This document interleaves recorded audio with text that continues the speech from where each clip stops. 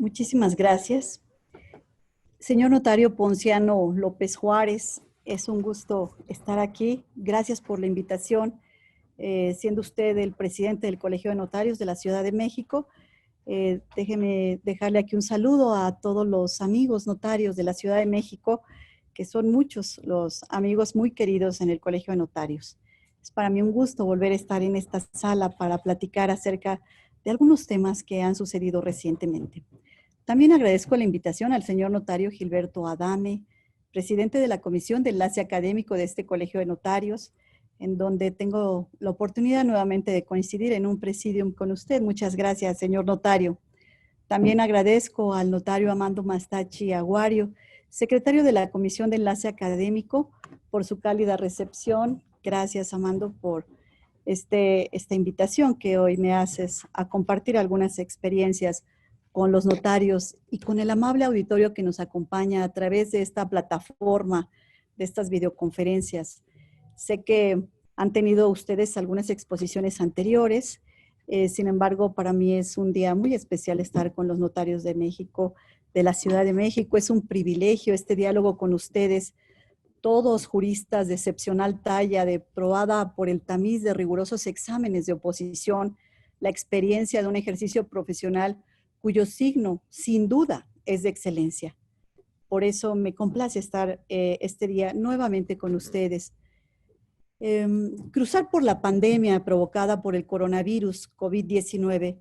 nos ha significado lo que será una de las más grandes transformaciones que ha vivido la humanidad y que ha vivido la humanidad en los últimos tiempos, al grado tal que hoy se habla de una nueva realidad, cuyos contornos aún nos es difícil delinear. Con potencial devastador, la pandemia ha llevado de una crisis sanitaria a nivel mundial a una de las más profundas crisis económicas y sociales que impactan a un mundo actualmente globalizado. Desde la Organización Mundial de la Salud se declaró la existencia de la pandemia y emitió las primeras recomendaciones sanitarias para la contención del virus COVID-19 y se han desencadenado una serie de eventos sin precedente alguno. El confinamiento de personas, como la primera y más importante de esas recomendaciones, impuso el cierre de industrias, de comercios, prácticamente la suspensión de todas las actividades productivas no consideradas como esenciales, que implicaron una limitación a la movilidad de las personas, al ejercicio de la libertad de tránsito, de comercio, de industria, de trabajo, todo en aras de proteger como bien superior la integridad, la salud y la vida de la población. Todo ello con un enorme impacto en el orden económico, político, social, laboral y financiero, que es ya palpable, como lo es también el cambio abrupto en la cotidianidad de nuestras vidas. Afectó también de manera inusitada a las instituciones,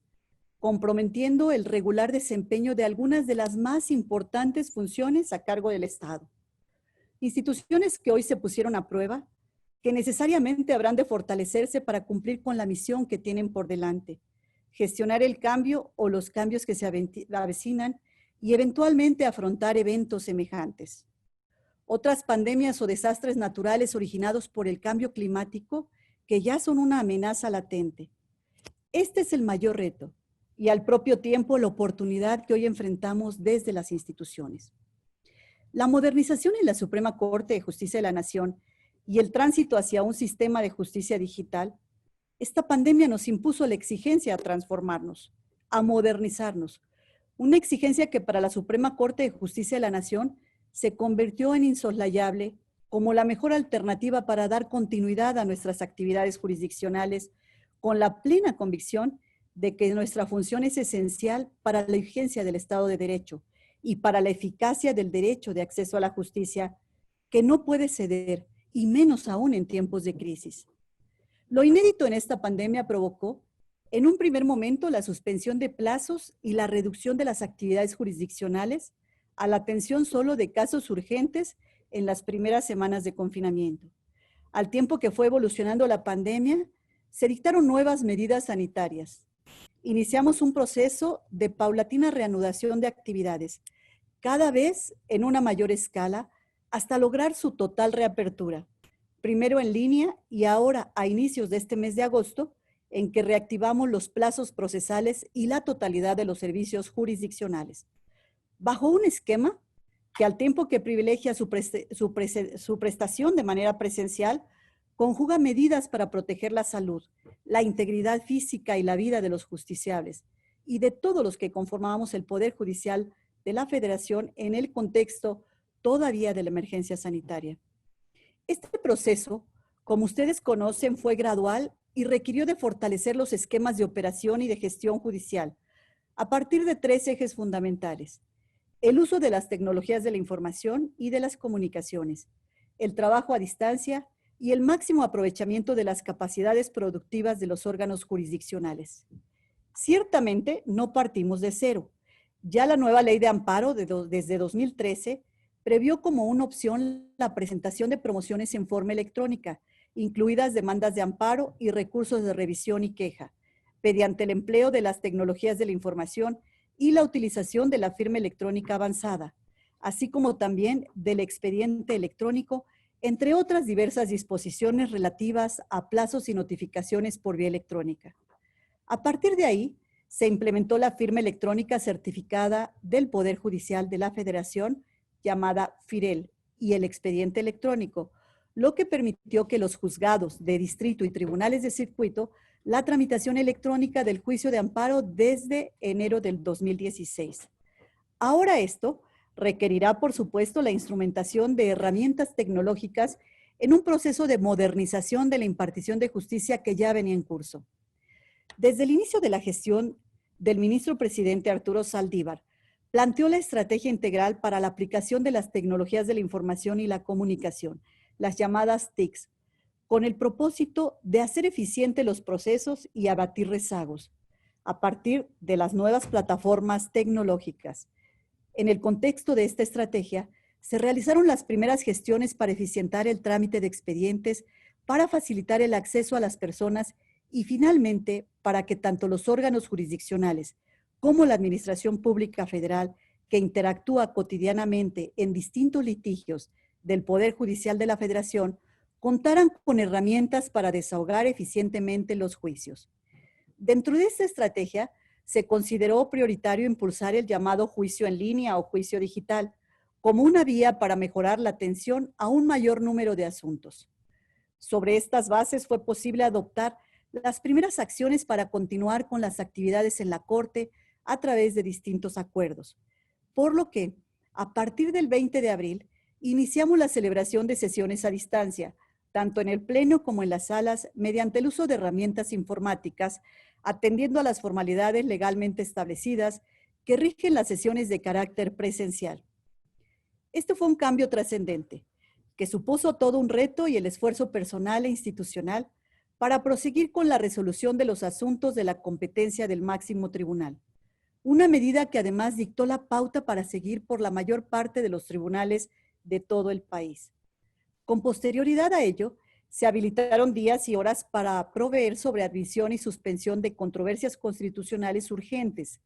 Se acordó la firma en los engroses de las resoluciones emitidas en las sesiones a distancia mediante el uso de firma electrónica certificada del Poder Judicial de la Federación o el certificado e-firma, para recibir por vía electrónica las promociones relacionadas con los asuntos que listados para esas sesiones, proveerlo con sus entes respecto a estos por la misma vía electrónica y notificar las resoluciones respectivas. Esto requirió la gestión de la firma electrónica para todas y todos los integrantes del Poder Judicial de la Federación y todos los funcionarios jurisdiccionales que tienen que actuar en este tipo de resoluciones. Se inició la digitalización de expedientes, así como habilitar los correos electrónicos para la recepción de promociones y la notificación de las mismas resoluciones.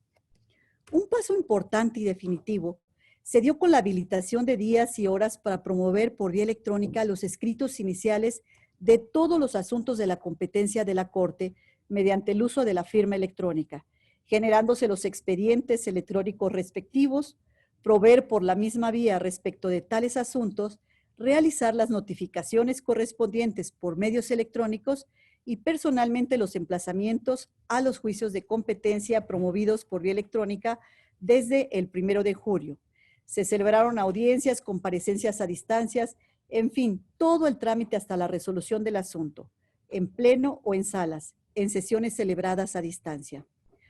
Toda vez que la interrupción de plazos y la reducción de la atención presencial no podían prolongarse por más tiempo, mediante el acuerdo, en un acuerdo esperado, el Acuerdo General número 14/2020, emitido apenas el pasado 28 de julio, se reanudaron los plazos procesales suspendidos desde el 18 de marzo de este año bajo ciertas modalidades e insistiendo en la utilización de las tecnologías de la información y de la comunicación. Pues es cierto que la pandemia subsiste. Nos encontramos aún en medio de la emergencia sanitaria que ésta provocó.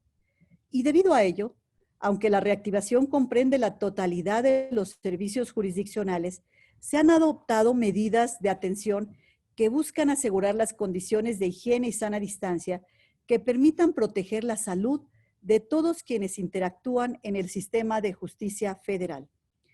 En lo que importa destacar, el acuerdo dispone, a partir del 3 de agosto se levanta la suspensión de plazos sin menoscabo de aquellos que hayan iniciado o reanudado conforme los acuerdos emitidos con antelación. Esto implica que los plazos se reanudan en el punto en que quedaron pausados, no reinician. Todos los asuntos de la competencia de la Corte podrán promoverse mediante el uso de la FIREL o la e-firma en términos de los acuerdos generales 8 y 9 de este año.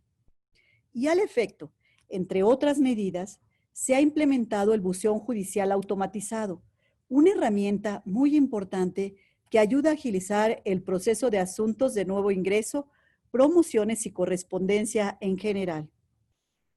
También se privilegia la celebración a distancia de las audiencias correspondientes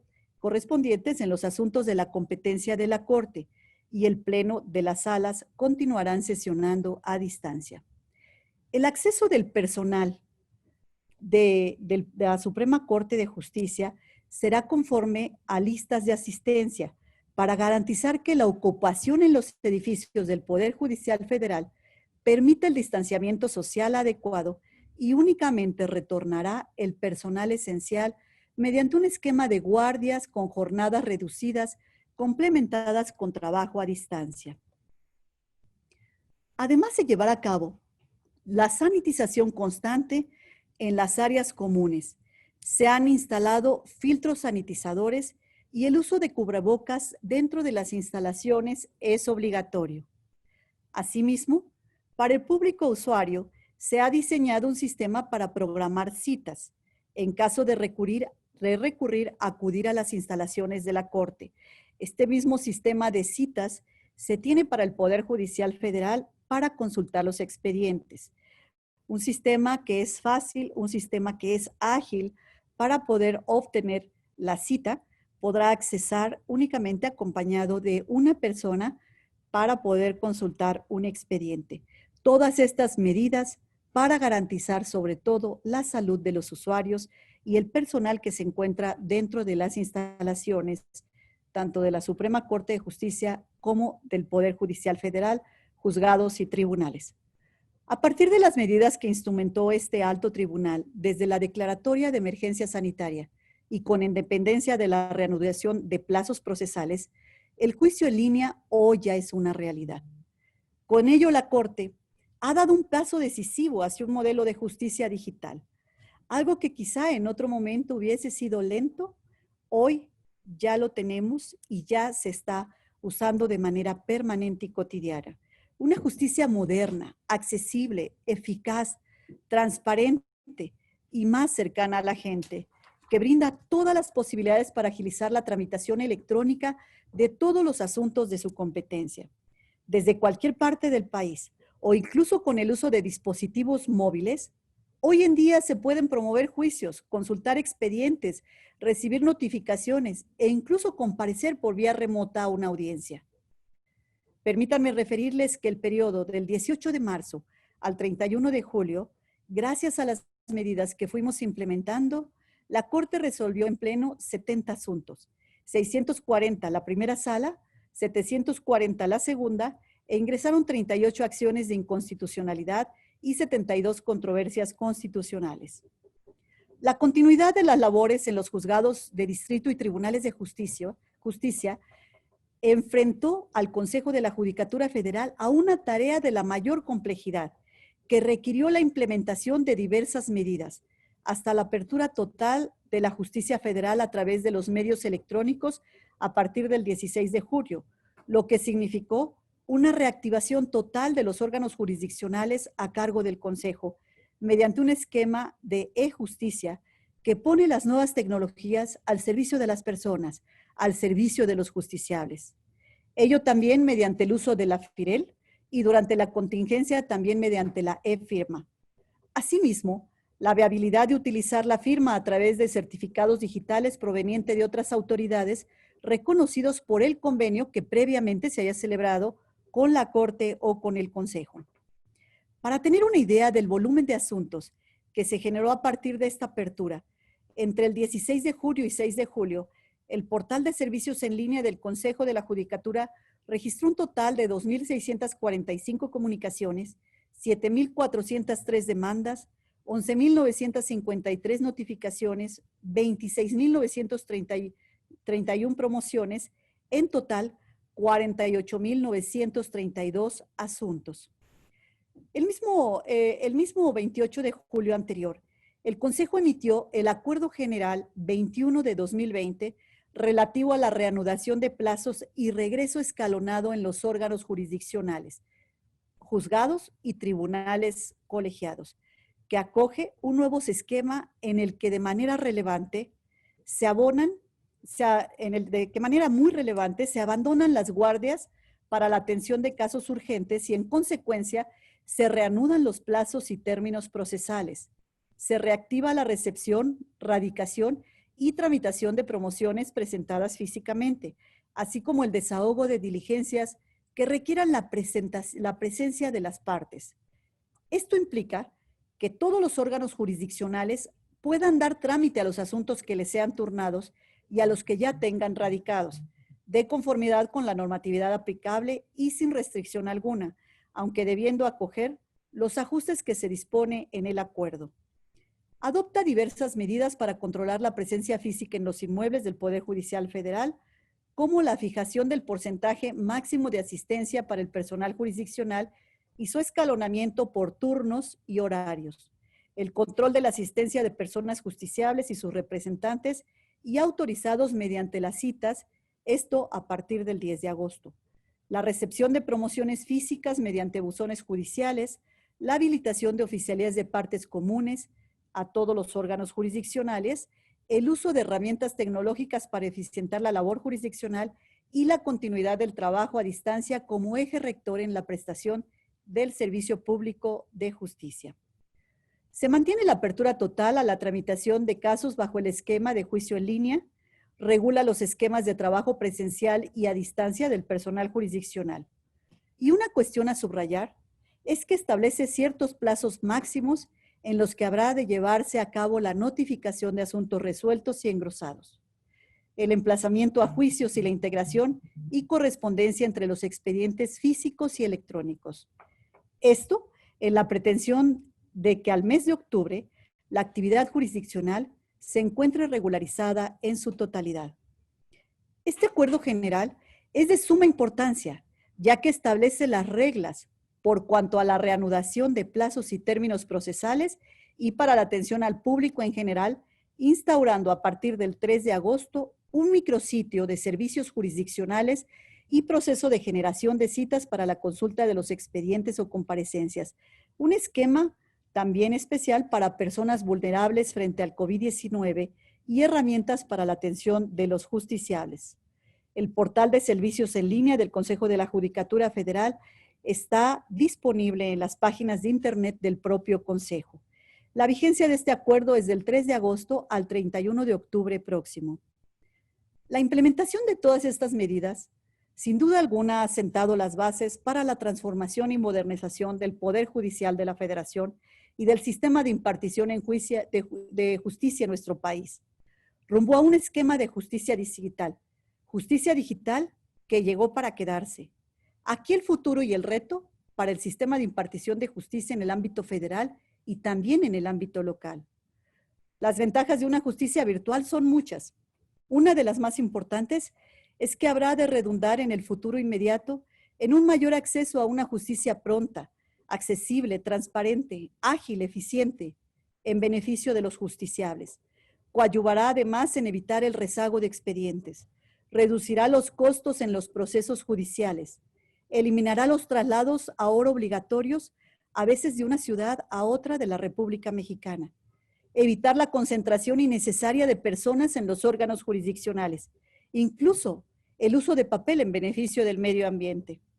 Y sobre este tema, permítanme comentarles, queridos amigos notarios, que el pasado 8 de julio se presentó una iniciativa con proyecto de decreto en el que se adiciona un nuevo párrafo cuarto y se recorren los subsecuentes del artículo 17 de la Constitución Política de los Estados Unidos Mexicanos, a través del cual se pretende elevar a rango constitucional el sistema de justicia en línea, mediante el uso de las tecnologías de la información y comunicación a efecto de tramitar los juicios y todas las instancias en línea. Todo ello, una implementación progresiva en el Poder Judicial de la Federación, en los poderes judiciales de las diferentes entidades federativas, en el Tribunal Federal de Justicia Administrativa, en los tribunales agrarios, los tribunales electorales y los tribunales administrativos de la Federación y de las entidades de la República. La tarea no es sencilla. No basta, lo sabemos, la sola reforma a la Constitución. Hablamos de una transformación profunda, que no queda solo en la modernización tecnológica, que requiere tanto de cambios institucionales como de orden normativo y, por ende, sobre todo, de modificar la forma en que concebimos la impartición de justicia. Es indispensable un cambio de mentalidad, un auténtico cambio cultural que nos abra tanto a juzgadores como al foro y a los usuarios del sistema de justicia a un nuevo modelo, a nuevas formas de trabajo, a nuevas formas de comunicación. Un cambio sustantivo que a la par fortalezca el derecho fundamental de acceso a la justicia al eliminar las barreras que ya existían, o bien impidiendo que los propios cambios se alcen a nuevos obstáculos. Pero como lo comenté en algún foro, no puede haber justicia digital sin acceso a Internet. Y esto debe estar de la mano con el acceso a el sistema de Internet para que pueda hacer la justicia digital y pueda avanzar. Sin embargo, la medida de este reto lo podemos advertir si consideramos que solo en el año 2019 el Poder Judicial de la Federación resolvió poco más de 1.150.000 asuntos. Si bien la pandemia nos obligó a adaptarnos de forma inmediata frente al reto de dar continuidad a nuestras funciones, nos definió una ruta ya definitiva sobre el camino a seguir, la modernización del sistema de impartición de justicia, que habrá de ser capaz de dar respuesta oportuna a la avalancha de nuevas controversias, aquellas que de ordinario se venían generando, como las que surgirán como consecuencia de la propia crisis económica que viene tras la crisis sanitaria.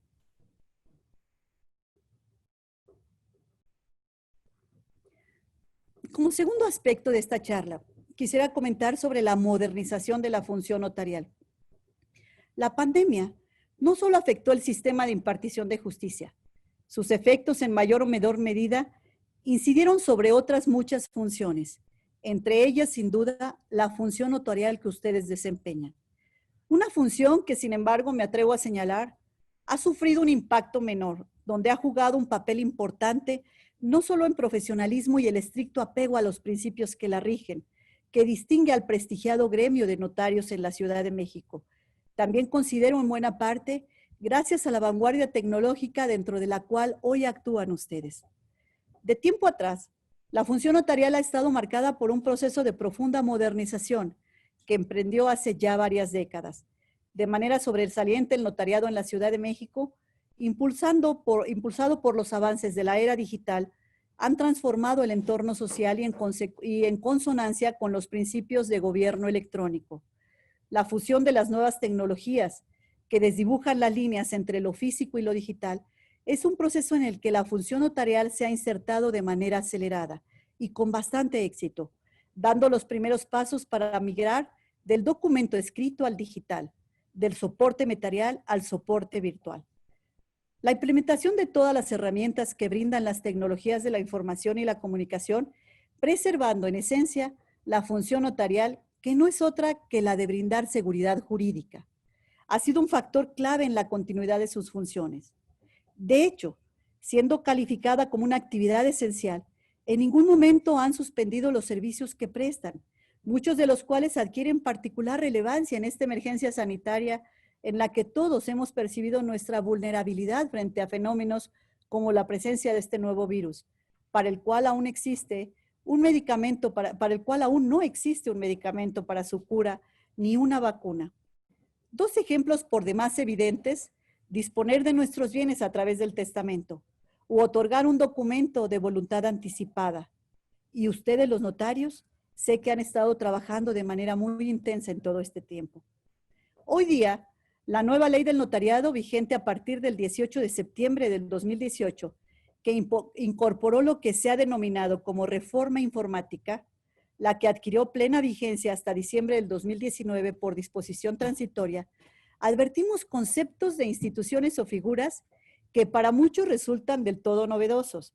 que si bien en nada modifican la naturaleza de la función notarial, sí la forma en cómo se ejerce a través del aprovechamiento de las nuevas tecnologías en aras de un servicio moderno y eficaz. Así nos topamos con conceptos tales como archivo electrónico, apéndice electrónico, firma electrónica notarial, índice electrónico, matricidad electrónica, sistema informático y red integral notarial. Por otra parte, una serie de disposiciones como la relativa a la matricidad, que podrá ser el soporte, papel o electrónico con equivalencia jurídica y funcional entre ambas, que los apéndices de los libros de registro de cotejo serán electrónicos y que los instrumentos que integren el protocolo deberán constar además en archivo electrónico,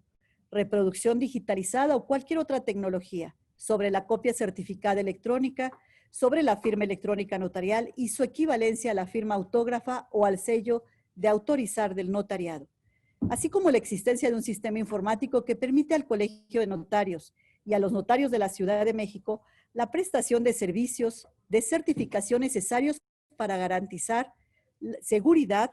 en todo este tiempo, validez y eficiencia en la emisión y recepción de comunicaciones y documentos a través de medios electrónicos en las relaciones que se producen entre los prestatarios del servicio notarial en su interconexión con autoridades de la Administración Pública Federal, local y municipales, entes públicos y alcaldías, y entre los propios notarios y el colegio, a través de esta red integral notarial que comprende el almacenamiento y administración del archivo electrónico y del índice electrónico del libro de registro de cotejos y su apéndice electrónico de cotejos para coadyuvar con el archivo en el cumplimiento de sus fines. Ustedes mejor que nadie, como notarios y peritos en derecho, conocen todas estas disposiciones, los alcances que tienen en el ejercicio de la función notarial. Sin embargo, me permito destacarlas, tanto por los avances que representan, como para constituir el marco jurídico que les permite actuar en un entorno digital con plena eficacia, haciendo uso de herramientas tecnológicas avanzadas. Es importante mencionarlo también por la vanguardia en que el Colegio de Notarios se ha destacado en estos temas digitales. A diferencia, por ejemplo, de lo acontecido en la Corte, en que fue necesario construir todo el marco jurídico referencial con base en disposiciones expresas, pero también a partir de la interpretación e integración de otras que permitieran implementar las diversas medidas que se adoptaron para dar continuidad a las actividades jurisdiccionales. Son, pues, las innovaciones tecnológicas que han incorporado para el ejercicio de su función y un marco jurídico que les da soporte, aunado a su gran capacidad de adaptación, lo que les da la posibilidad de actuar dentro de la mayor vanguardia, cumpliendo con su función de imprimir certeza a la aplicación del derecho, a las relaciones y situaciones jurídicas y a los derechos subjetivos en una actuación preventiva y sin contienda. Estoy convencida que durante esta pandemia, la respuesta del notariado a los requerimientos de servicios de la población ha sido óptima, sea que fuera viable a través de medios electrónicos y aprovechando toda la tecnología que hoy apoya sus funciones o bien de manera presencial. Si bien todas las herramientas con las que cuentan han sido factor clave para ello, lo cierto es que todavía enfrentan retos que se han hecho visibles en esta etapa. Retos del notariado durante la pandemia y la pospandemia. Uno primero que ya se ha puesto sobre la mesa es el relativo al principio de inmediación, que exige la presencia del notario en la recepción de la voluntad y el otorgamiento de los actos jurídicos ante su fe, lo que hoy por hoy imposibilita, si no desde el punto de vista tecnológico, sí desde el punto de vista jurídico, darse en un entorno virtual. Implícito en ello, ubicaría los problemas de identificación de las personas que solicitan el servicio, aunque esta podría verificarse con una firma electrónica certificada asociada a elementos biométricos que proporcionara una mayor seguridad. No así el de verificar la capacidad de la persona que, como veremos más adelante, impone al notario una interacción personal. Otra cuestión a considerar: las nuevas tecnologías de la información y la comunicación han trascendido de ser un fenómeno meramente tecnológico a un auténtico fenómeno sociocultural, que ha venido a modificar sustancialmente las relaciones sociales, impactando al derecho que ha de regularlas. La globalización también ha modificado las relaciones comerciales, que ahora se desenvuelven en buena medida a través de los medios electrónicos, las transacciones bancarias, financieras, que se mueven importantes sumas de dinero de un país a otro con solo un clic. La contratación electrónica es ya un hecho. Operaciones de esta naturaleza son cada vez más frecuentes y se han incrementado a lo largo de la emergencia sanitaria. ¿Cuál será la validez de estas transacciones y contratos sin papel? Máxime, cuando la legislación que resulta aplicable exija constante y que conste en un documento público. Este cuestionamiento habrá de llevar a definir cómo va a ser la participación del notario en las transacciones jurídicas electrónicas y cuáles serán las nuevas exigencias. La pandemia ha modificado otros tantos patrones que seguramente habrá de dar lugar a nuevos desarrollos tecnológicos. Unos y otros habrán de ser considerados en sus posibles impactos en la función notarial. En otro orden de ideas, su intervención en esta etapa de la pandemia y la pospandemia, proveyendo en su participación en los distintos actos jurídicos a generar esa seguridad jurídica, previniendo conflictos y de controversias, se constituirá una garantía de estabilidad en las relaciones sociales. Por otra parte, su función como auxiliares en la administración de justicia, fungiendo como árbitros, mediadores o conciliadores, con el respaldo de su elevada calificación profesional, de su prestigio y de la confianza que la ciudadanía tiene en los notarios, podrá coadyuvar en la solución de controversias que eventualmente podrían llegar a los tribunales en un momento en los que estos afrontan la mayor carga.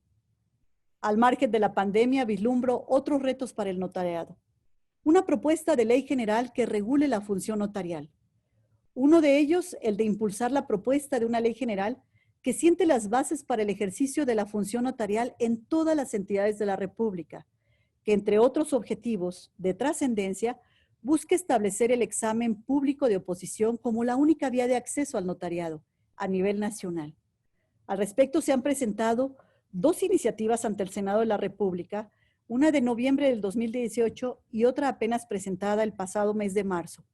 La primera iniciativa propone la adición a la fracción 29 bis del artículo 73 constitucional, a fin de facultar al Congreso de la Unión para expedir las leyes generales que establezcan los principios y bases que armonicen y homologuen la organización y funcionamiento en las entidades federativas de la función notarial como una garantía institucional que invariablemente será desempeñada por mexicanos y mexicanas, profesionales en derecho, imparciales e independientes económica y jerárquicamente del poder público, estableciendo como único medio de acceso a dicha función los exámenes públicos de aspirante y oposición, respetando la igualdad de género. Asimismo, y con el fin de fortalecer el sentido de la propuesta, propone incluir dentro de las disposiciones transitorias que los gobiernos locales deberán abstenerse de designar aspirantes de notarios. El Congreso de la Unión deberá expedir las leyes generales en materia en un plazo de 180 días y que el único medio de acceso al notariado a nivel nacional será mediante el examen público de oposición convocado y celebrado por conducto de los gobiernos de las entidades federativas, con la participación de colegios notariales locales y del Colegio Nacional del Notariado Mexicano, que las leyes locales deberán adecuarse a la ley general en la materia, y en esta exposición de motivos, además de argumentar la necesidad de unificar procedimientos y métodos a nivel nacional para el acceso de la función notarial, que privilegien la preparación, la experiencia, la honorabilidad de los sustentantes sobre prácticas poco deseables que dejan a la discrecionalidad de gobernadores la designación de notarios, refiere a la necesidad de homologar estos criterios para establecer el número de notarías por estado de acuerdo al número de población, regular elementos notariales como el sello, autorizar el protocolo y su reproducción y certificación para incrementar los niveles de seguridad en los documentos derivados de la función notarial. Terminar con las figuras de los notarios adscritos, interinos, suplentes, supernumerarios y cualquier otra denominación que las leyes locales les den para únicamente dejar notarios titulares. Dicha iniciativa se turnó a las Comisiones Unidas de Puntos Constitucionales, Gobernación y de Estudios Legislativos, que actualmente se encuentra pendiente en la elaboración del proyecto de dictamen que corresponda para su discusión y votación. La segunda iniciativa coincide sustancialmente con la anterior. Incide también sobre el artículo 73 constitucional a efecto de adicionar una fracción 15ª en materia notarial. También en la exposición de motivos que la precede, se destaca que las entidades federativas deben garantizarse los principios que rigen la función notarial, como la capacidad, legalidad, independencia, imparcialidad, autonomía, objetividad, probidad, confiabilidad, lealtad, responsabilidad, profesionalismo, respeto, buena fe, eficacia y eficiencia, lo que redundará en salvaguardar dos principios fundamentales: la profesionalización de los notarios y la protección a la seguridad jurídica de los usuarios de la función o del servicio notarial. En tales términos, apunta el Congreso de la Unión, debe proveer los mecanismos para hacer esto posible, además de establecer las bases generales para su regulación en todo el país, en la que se establezcan los principios y bases que armonicen y homologuen la organización y funcionamiento de la función notarial en las entidades federativas, con lo que se evitará que exista una dispersión en el tratamiento de temas fundamentales para el buen desempeño de los notarios y para el régimen de responsabilidades y sanciones. Ustedes sin duda podrán ponderar mejor que nadie las ventajas de impulsar una iniciativa en ese orden. Y en últimas fechas, hemos visto proliferar leyes generales que, sin la pretensión de vulnerar el sistema federal, tienden a una homologación de diversas materias en áreas de aportar uniformidad en la regulación de las bases o principios de las mismas instituciones o figuras jurídicas, así como brindar mayor certeza sin enfrentar al ciudadano o a los operadores jurídicos a 32 diferentes ordenamientos, de acuerdo en donde se vaya a llevar a cabo el juicio o se vaya a litigar. Y en este caso, si la función es la misma y sobra decir de la mayor relevancia al dotar de seguridad jurídica al tráfico de una multiplicidad de relaciones, cobra sentido establecer los principios y las bases que armonicen y homologuen su ejercicio, incluso recogiendo aquellas normas y mejores prácticas que en cada una de las entidades puedan regir. Desde luego, esta ley brinda la oportunidad para también plantear la modernización de la función, en términos que alcance un desarrollo paralelo y uniforme, previendo además la conectividad de la función notarial a nivel nacional. No omito mencionar, otra iniciativa está en la Cámara de Diputados, apenas presentada el 7 de abril pasado, que propone la reforma al artículo 10 de la Ley General de Sociedades Mercantiles para que en caso de que el país atraviese por una crisis económica, los notarios faciliten los trámites para la creación de empresas. Consulta obligatoria. Este tema me lleva a otra reflexión. En últimas fechas, se ha acogido una práctica parlamentaria que abre la tarea legislativa a un diálogo entre legisladores, sociedad civil y personas involucradas en una determinada reforma legal. Me refiero al Parlamento abierto, que permite conocer la opinión de quienes serán los destinatarios de la norma y de quienes tendrán encomendada su aplicación. No obstante, esta práctica, por lo menos a esta fecha, no es obligatoria, pero siendo la función notarial a su cargo altamente profesional, y de la mayor trascendencia para garantizar la seguridad y certeza jurídica, no solo a los prestatarios del servicio, sino a la sociedad en general, cuyo ejercicio les impone un profundo conocimiento y una muy amplia variedad de leyes, de las cuales además les deriven importantes obligaciones, es que veo la necesidad de establecer como obligatoria la consulta a los colegios de notarios o al Colegio Nacional sobre la modificación a estas leyes que está en su responsabilidad aplicar. Ustedes son peritos en derecho. Cuentan con sólido prestigio en su ejercicio. Además de ser calificado, es colegiado. Todo ello abona en esta idea de agregar a las muchas tareas que hoy asume el Colegio de Notarios de la Ciudad de México, la de opinar sobre la expedición y modificación a los ordenamientos legales que inciden en su función. ¿Quién sino aquel que aplica una ley y está en contacto permanente con las necesidades de las personas a las que obliga para emitir una opinión especializada en el áreas en las que es perito? Estoy convencida que esta consulta, este Parlamento abierto, enriquecería la labor de nuestros legisladores y a la postre redundaría en beneficio de la sociedad que requiere de mejores leyes que favorezcan una convivencia armónica en un ambiente de seguridad jurídica. Ahora platicaré con ustedes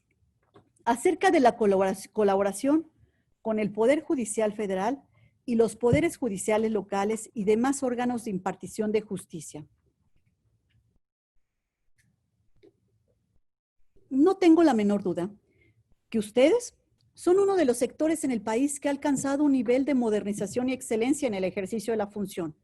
que colabora significativamente en su interacción con un buen número de instancias e instituciones gubernamentales, coadyuvando a la mejor prestación de muchos servicios y a cumplir una serie de trámites que les involucra a unos y a otros. Este nivel de modernización que han alcanzado bien puede redundar también en beneficio de los justiciables, en la más pronta impartición de justicia.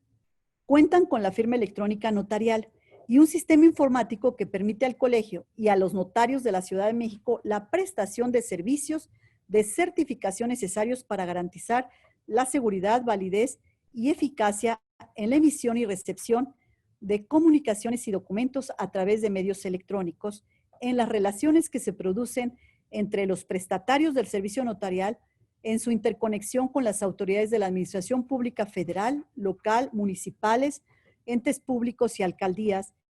y entre los propios notarios y el colegio. ¿Cómo aprovechar toda esta infraestructura y las amplias posibilidades que brinda ahora en su interconexión con otras autoridades que incluye a los órganos de impartición de justicia? Una opción podría ser la remisión vía electrónica de documentos de su protocolo o libros de cotejo que deban ser presentados en los asuntos de su competencia, por ejemplo, testimonios de poderes para acreditar la personalidad en un asunto en conocimiento de un órgano jurisdiccional. Apuntado lo anterior, y en otro orden de ideas, quisiera referirme a un asunto que resolvió en la primera sala de la Corte que estimo guarda relevancia con ustedes. Este asunto se resolvió en marzo del 2019.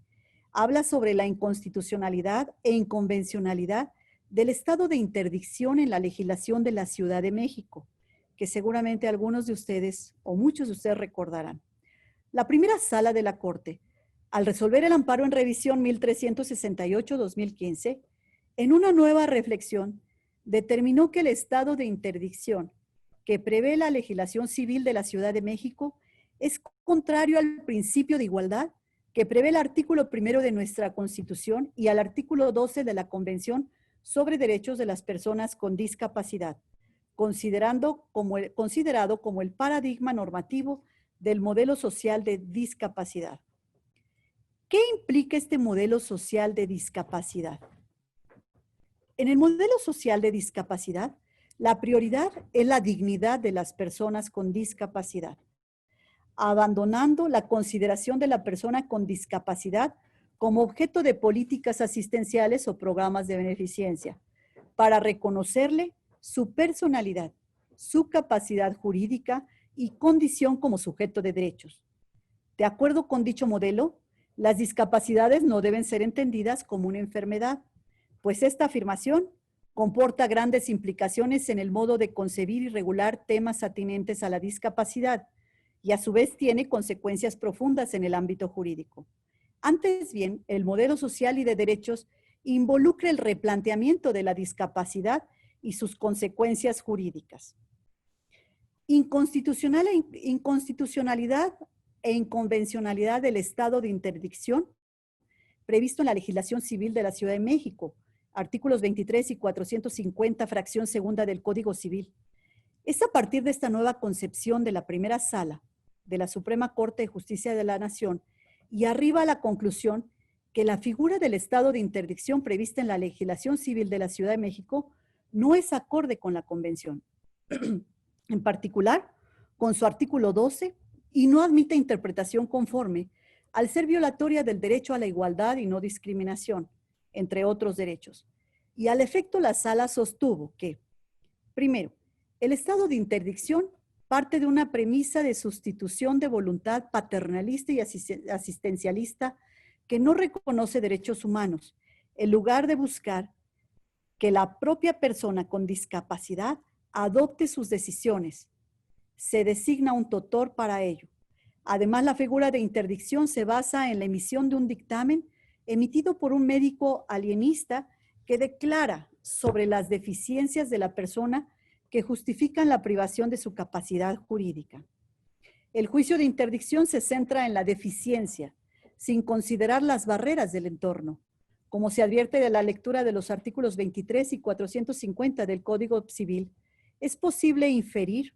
que una vez que está materialmente probada la discapacidad de la persona, diagnosticada su deficiencia, entonces puede ser declarada en estado de interdicción, lo cual para efectos del artículo 23 de dicho código implica que la persona es incapaz y su capacidad de ejercicio debe restringirse. El estado de interdicción es una restricción desproporcionada al derecho de capacidad jurídica y representa una injerencia indebida que no es armonizable con la Convención. También señala que la supresión de la capacidad jurídica supone una sustitución completa de la voluntad de la persona con discapacidad,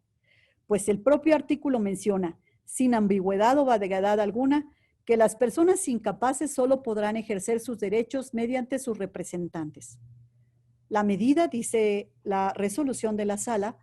es excesivamente inclusiva y no contextualiza el derecho respecto de los apoyos y salvaguardias que la persona requiera para ejercer su capacidad jurídica, sino pone el acento en la deficiencia y no en las barreras del entorno para el ejercicio pleno de los derechos. Es un claro ejemplo del modelo de sustitución de la voluntad que al tomar en cuenta las características y condiciones individuales de la persona, niega como premisa general que todas las personas tienen derecho a la capacidad jurídica. El artículo 12 de la Convención no permite negar la capacidad jurídica basándose en la deficiencia, esto es, de modo discriminatorio, sino exige se proporcione el apoyo necesario para el ejercicio de la capacidad jurídica. Los apoyos y salvaguardias. En relación a este punto, la Sala consideró que el postulado universal que reconoce la capacidad jurídica de todas las personas no se contrapone con admitir que existen diversos modos o maneras de ejercer esa capacidad. Algunas personas requieren de cierto tipo de apoyos y otras personas de un tipo de apoyos, sin menoscabo de la capacidad misma, lo cual es acorde con la diversidad que existe entre todas las personas. Sobre esta base, estimó que no debe negar a las personas con discapacidad su capacidad jurídica, sino proporcionarles el acceso al apoyo que necesiten para ejercer esa capacidad jurídica y para la toma de decisiones, asumiendo en cada tipo de discapacidad requiere de unas medidas específicas en virtud de su condición particular y de sus requerimientos personales. La prestación de apoyos, señaló también, es un mecanismo establecido en la Convención para hacer efectivos los derechos de las personas con discapacidad, garantizar su autonomía en las actividades de la vida cotidiana y fortalecer el ejercicio de la capacidad jurídica. El sistema de apoyos es una obligación del Estado derivada del artículo 12.3 de la Convención. Conforme a dicho instrumento, los apoyos están enfocados a facilitar la expresión de una voluntad libre y verdadera y hacen referencia a todas aquellas medidas que son necesarias para ayudar a la persona con discapacidad, en general, ejercer esa capacidad jurídica en igualdad de condiciones que las demás personas, así como los demás derechos consignados en la propia convención. Se trata de una obligación vinculada a la persona, porque busca ayudar a la persona con discapacidad a una serie de actividades diferentes, y para ello el Estado debe tomar en cuenta los rasgos de identidad de cada persona con discapacidad, atendiendo a las necesidades específicas de apoyo a las personas en cada etapa de su vida. En ese sentido, el apoyo debe garantizar que las personas con discapacidad puedan ejercer su facultad de elección y control sobre su propia vida, sobre sus opiniones, sin importar su deficiencia, ni tener que seguir las opiniones de quienes atiendan sus necesidades. Por tanto, este sistema de apoyos debe ser diseñado a partir de las necesidades y circunstancias concretas de cada persona en particular, y puede estar conformado por una persona, un familiar, profesionales en la materia, objetos, instrumentos, productos en general, cualquier ayuda que facilite el ejercicio pleno de los derechos de las personas con discapacidad en igualdad de condiciones que los demás. En suma, mediante el sistema de apoyos y salvaguardias, debe garantizar el respeto a los derechos, la voluntad y las preferencias de las personas con discapacidad, de tal manera que el denominado interés superior debe sustituirse por la mejor interpretación posible de la voluntad y las preferencias, ya que bajo este paradigma se respetan su autonomía y libertad personal y en general todos los derechos en igualdad de condiciones que las demás personas.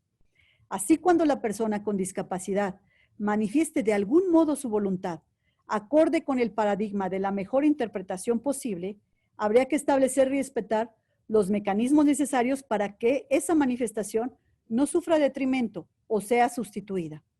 El mayor interés no consiste en que otro decida, sino en procurar que la persona con discapacidad disponga del máximo de autonomía para tomar decisiones por sí misma sobre su vida. Los efectos de la sentencia,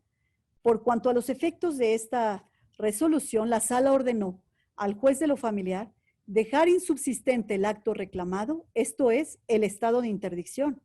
así como todas las actuaciones derivadas de la declaración de interdicción, y emitir una resolución en la que se establecieran las salvaguardias y apoyos necesarios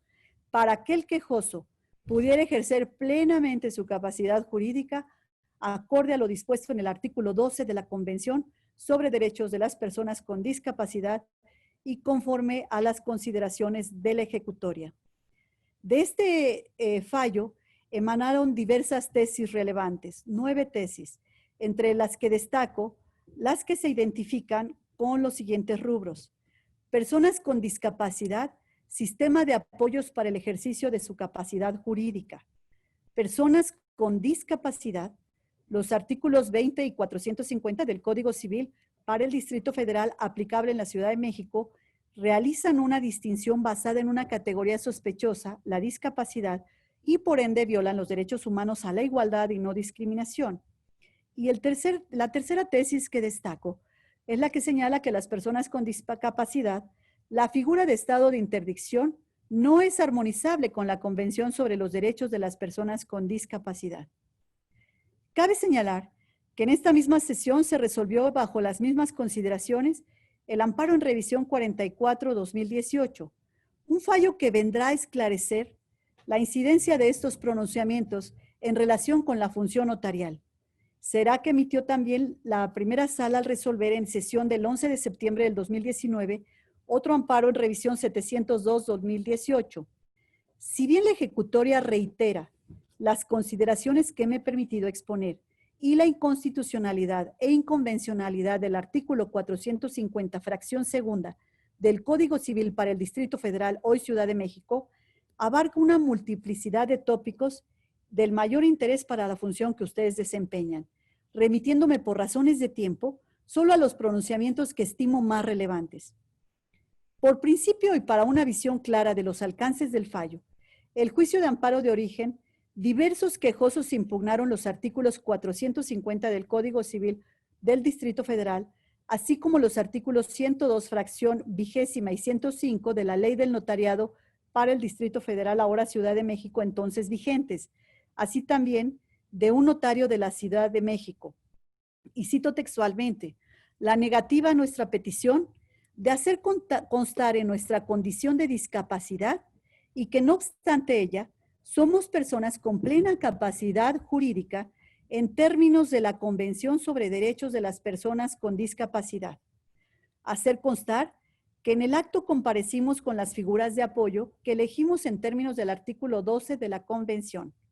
También señalan los quejosos hacer constar y otorgar nuestra solicitud de accesibilidad al procedimiento de comparecencia para la celebración del acto jurídico, en particular porque solicitamos que el acto se condujera en un lenguaje accesible para todos nosotros. Y la aplicación de un examen de capacidad jurídica realizado a los quejosos con fundamento en el artículo 450 del Código Civil del Distrito Federal, así como los numerales 102, fracción 20 y 105 de la Ley Notariado de la Ciudad de México.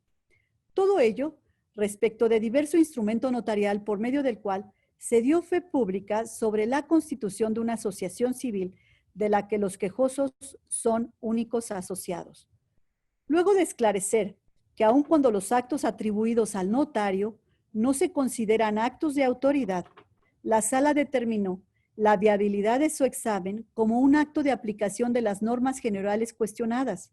aplicación que llevó a cabo el notario por mandato expreso de la ley que regula su función de orden público, delegado a él por el Estado.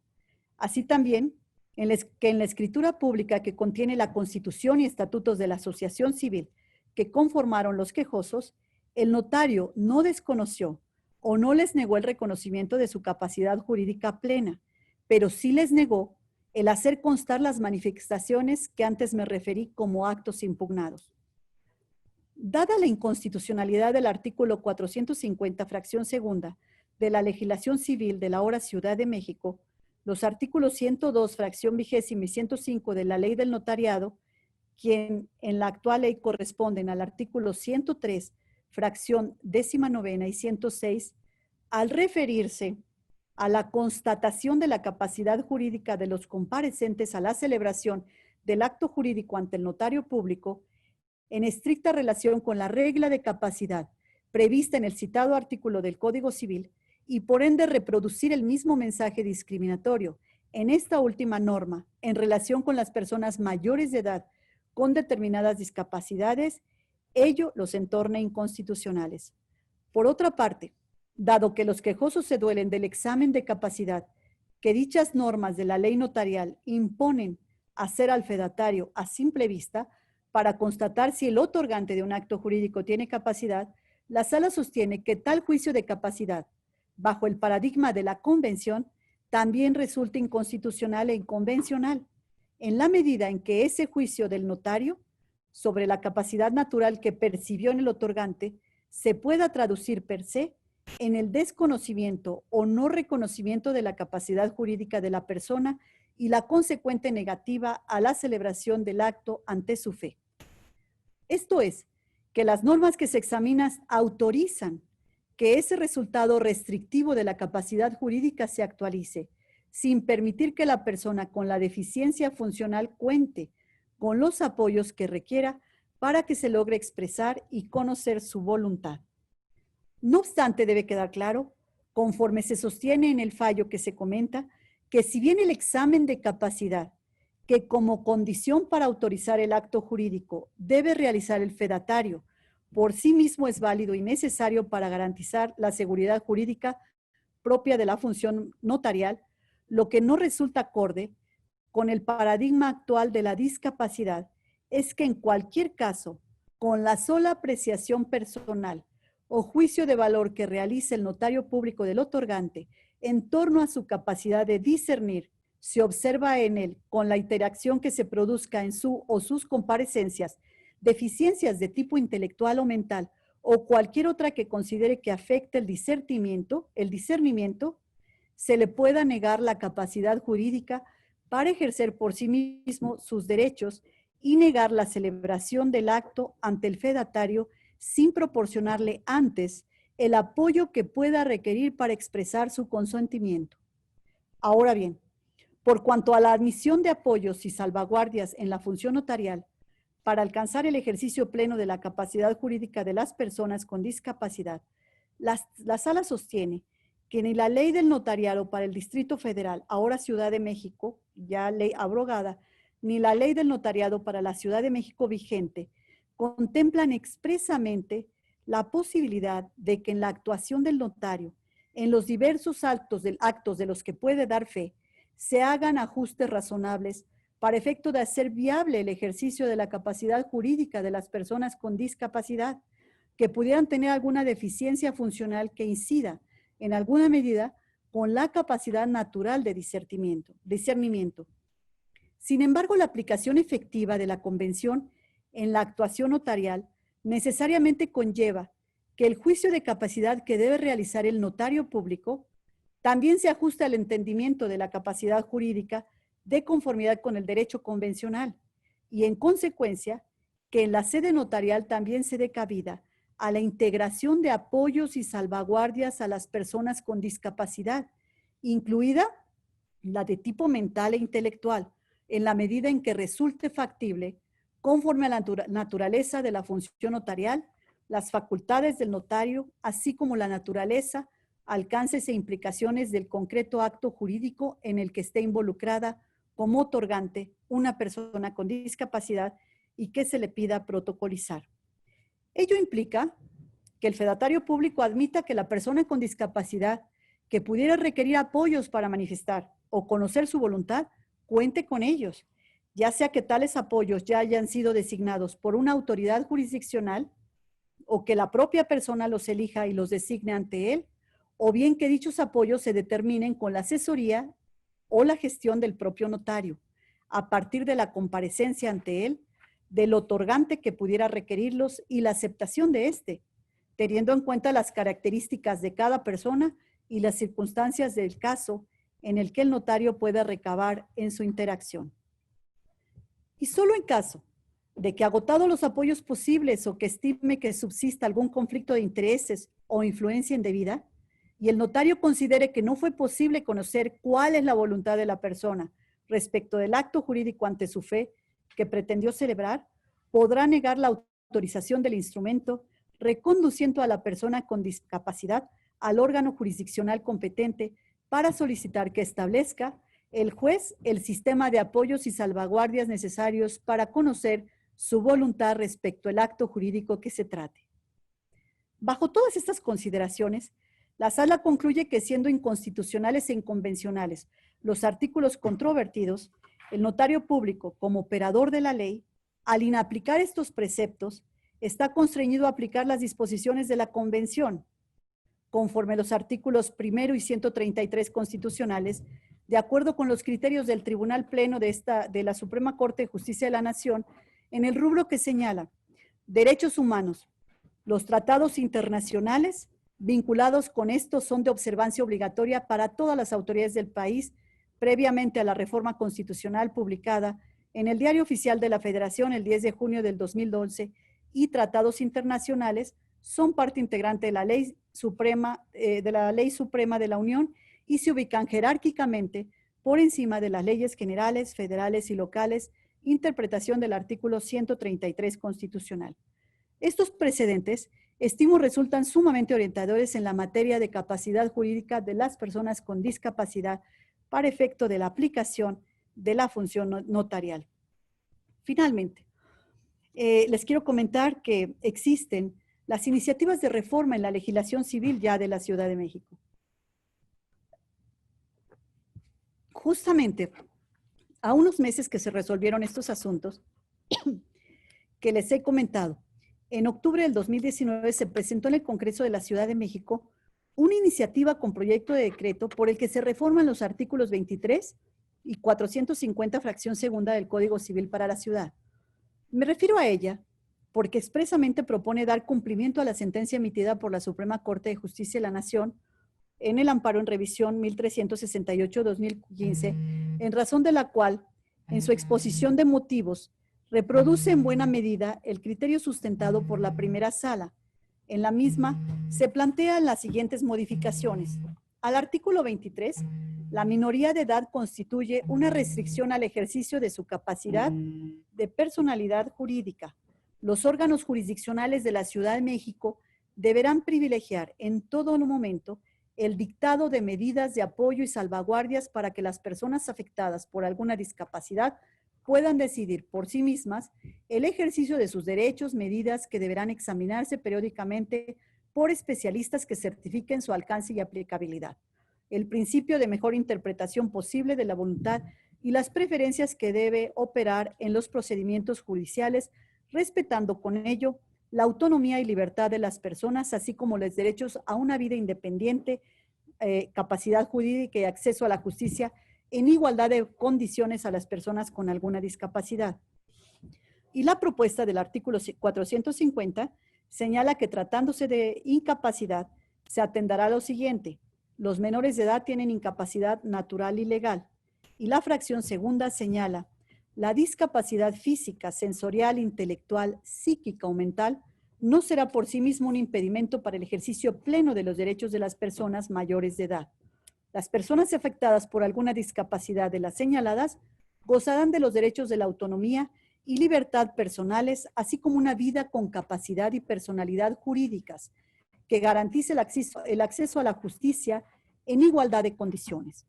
Los órganos jurisdiccionales deberán formular un sistema de apoyos y salvaguardias que será examinado periódicamente con la participación de especialistas en la materia que certifiquen su alcance y aplicabilidad, a efecto de garantizar el respeto de los derechos humanos de las personas con discapacidad, de tal manera que se proteja el principio de mejor interpretación posible de su voluntad y sus preferencias. En la sesión del 3 de octubre siguiente, esta misma se turnó a las comisiones correspondientes sin que a la fecha se tenga conocimiento que haya sido dictaminada. La resolución de la Corte a que se refiere, debemos partir de ello, está dada en función de los actos reclamados en el caso concreto, esencialmente la determinación del juez de negarse a conceder a sus peticiones sin la comparecencia de su representante y respecto a la designación de sus tutores. Por otra parte, no considera el fallo relativo a la función notarial. Asimismo, no debe pasar desapercibido que las disposiciones señaladas no han sido expulsadas del ordenamiento jurídico con efectos generales. Siguen vigentes, aunque ya se han sentado los primeros precedentes. Ahora, al margen de esta consideración, cabe hacer notar que la Corte ya dio directrices concretas en el tema del juicio de capacidad que deben llevar a cabo los notarios y se decantó expresamente porque la aplicación efectiva de la convención en la actuación notarial necesariamente conlleva que el juicio de capacidad que debe realizar el notario público también se ajuste al entendimiento de la capacidad jurídica de conformidad con el derecho convencional. Lo anterior considero puede ser la pauta que guíe la reforma al Código Civil de la Ciudad de México y es ahí donde cobra la mayor importancia por la relevancia y repercusiones del tema en el ejercicio de su función, la consulta obligatoria que antes me referí. Máxime, tomando en consideración que si atendemos la esencia de la función notarial, podemos apreciar que el notario percibe, interpreta, redacta, da forma legal a la voluntad de las personas que ante él acuden, siempre bajo un marco jurídico, para cumplir con el objetivo de que los actos y hechos pasados ante su fe cuenten con la autenticidad y certezas jurídicas y puedan producir los efectos jurídicos esperados y que las leyes prevén, partiendo siempre del principio de la autonomía de la voluntad y con el fin último de prevenir controversias. Así también la importancia de no perder de vista este nuevo modelo social de discapacidad, que como hemos dicho, abandona la consideración de la persona con discapacidad como objeto de políticas asistenciales y programas de beneficencia y le reconoce su personalidad, capacidad jurídica y condición de sujeto de derechos, todo ello en el contexto de la Convención, artículo 12 de la Convención. La necesaria armonización de la normativa civil a la Convención de Derechos de las Personas con Discapacidad, que postula como principio universal la capacidad jurídica y exige que se proporcione el apoyo necesario en su ejercicio, impone una reflexión profunda en todas sus aristas. Y además, tengo conocimiento y he leído algunos de los escritos que notarios de gran importancia y relevancia en el colegio han también escrito sobre este tema tan importante. Señoras y señores notarios, hemos abordado muchos temas en esta conversación, más que conversación en esta ponencia, cuyo signo ha sido el cambio. Hablamos de cambios, hablamos de evolución, sea en el orden tecnológico, en el orden legislativo, en el derecho mismo, tratándose de personas con discapacidad. La pandemia del COVID-19 sin duda ha marcado como ruta a seguir la modernización de las instituciones. Hoy es una exigencia, en aras de satisfacer en la mayor y mejor medida sus fines y brindar los servicios que la sociedad espera. La pandemia nos lo ha hecho patente. Son estas instituciones en que se sustenta nuestro Estado constitucional de derecho, las que habrán de hacerse cargo de dar cauce al manejo de las consecuencias que nos deja el COVID-19 en esta etapa de pospandemia. Esto nos impone una reflexión seria, crítica, pero sobre todo propositiva, con miras a soluciones futuras en términos de su fortalecimiento y modernización, así como construir marcos jurídicos que brinden herramientas para respuestas certeras, oportunas, que aporten certeza y seguridad jurídicas. Recoger esta experiencia con miras a satisfacer lo que puede ser las necesidades urgentes, tanto como aquellas exigencias de un mayor bienestar general. El camino a la modernización no tiene retorno. La pandemia seguramente también nos orientará a cambios en nuestras instituciones jurídicas, como ya vienen en un proceso de evolución de tiempo atrás. Unos y otros debemos asimilarlos, siempre con miras en una sociedad más ordenada, más justa, en la que prevalezca la paz social y el Estado de Derecho. Muchas gracias.